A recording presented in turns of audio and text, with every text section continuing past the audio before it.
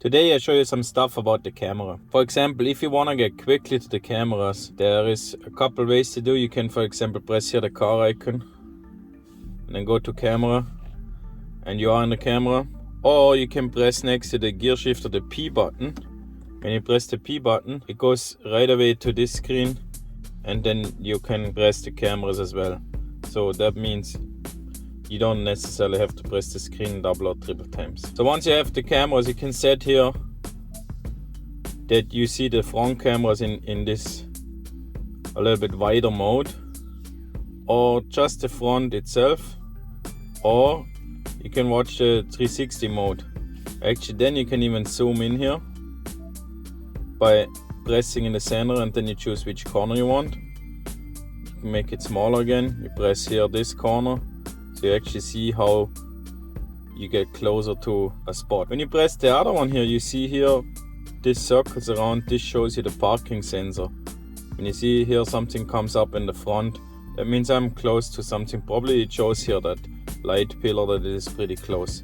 I could turn off the parking aids here or on. I like it when they're on, but when you press the 360 camera, it just shows you where you're at. So what I like is, let's say I don't have the cameras on, and now I go into reverse with the car. The car is on. I can see now the entire parking lot behind me, but I still see what's in front of me, which is pretty cool. Now when I drive back, I have a pretty wide view what's behind me, and if somebody would pass by, I would even get a warning that somebody walks by. Let's say I would park now, for instance, and I go forward. I'm parking in the car now. I'm getting really close to the front. The parking sensor should come on automatically. See? Now it shows me already how much closer I'm to the front. Already the alarm goes on. They're kind of delayed. It's a bit buggy with this car. Don't know why they come so late and why they not come earlier. As you see, it also goes always away, but it helps to see the front. So if you want, just put then the camera in. Now you see you reach the front here on the curb.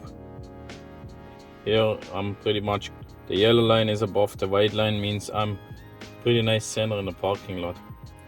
One thing I also don't like too much on these cameras is that here it shows a little bit of black thing, but that's just cosmetics. It would be nice if it just shows the car completely. And I also feel the front camera, it appears too close. In reality, we are not that close to the curb. I want to go reverse. I think reverse camera is the best. Just wish it had a washer.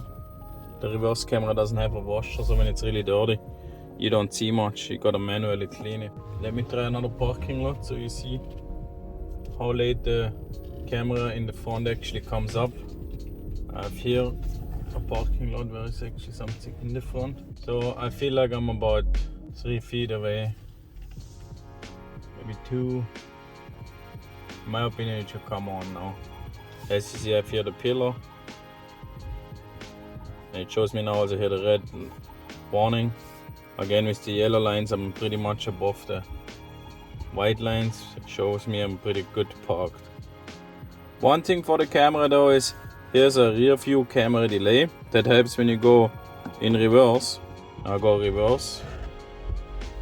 And when I go into drive, it's not immediately switching over to cameras off. I still have a little bit of camera for reverse. It helps to get a bit of better overview for the surroundings. That's how the 360 camera works. Hey, you're still here? So why not hit the like button and subscribe to my channel? I would really appreciate it.